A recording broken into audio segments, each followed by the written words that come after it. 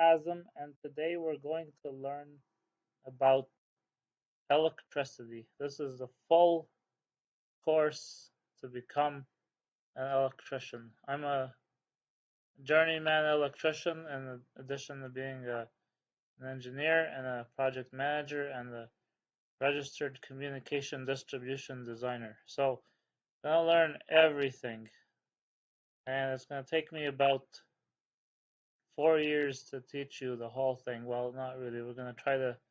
I try to condense it, but it is about a 4 year journey. I try to do this course in like 3 or 4 months. We'll see. So I'm going to start with safety because safety is a shared responsibility, and the employee and the employer must participate in safety.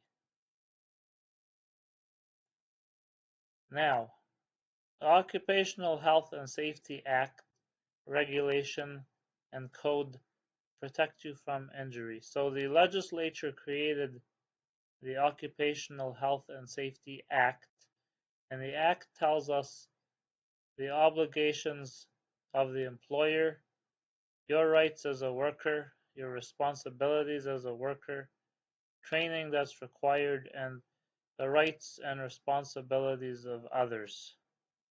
Now, the act created a safety system which resulted in a regulation. A regulation fleshes out the details of the act, so it helps us clarify the act so we can understand what is required of us, and it is developed in consultation with the industry.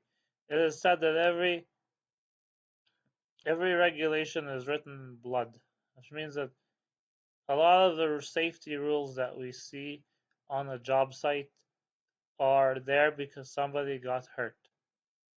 And then now the regulation got even more detailed and it turned into the code. So the code is like very specific rules about what you can and cannot do. So can you work off a ladder? Can you have a harness? Can you have safety glasses? So now when we look at the code, when we look at a work site, there's always going to be hazards.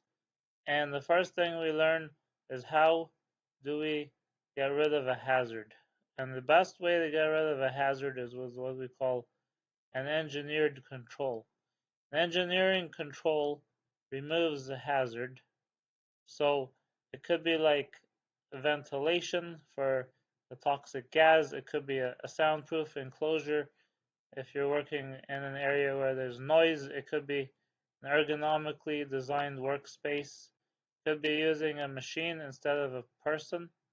So we use engineering controls wherever possible. Sometimes though, we can't get rid of the hazard, so then we create what we call administrative control. Administrative control lets us reduce the risk of the hazard provided you follow the rules.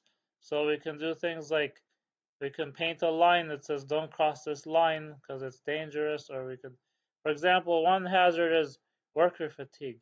If you work 16 hours, you're going to fall down and crash. So we can't stop you from coming to work. There's no engineering control for that, but we can um, make a schedule so you only work 8 hours a day, or you can take a break.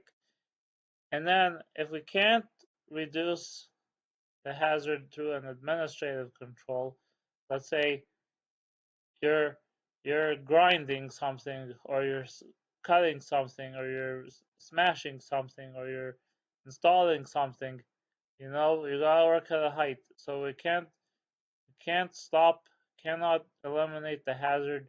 So then we have personal protective equipment. Now, if you look here, we have the different we got table 1, which tells us what is required in the code.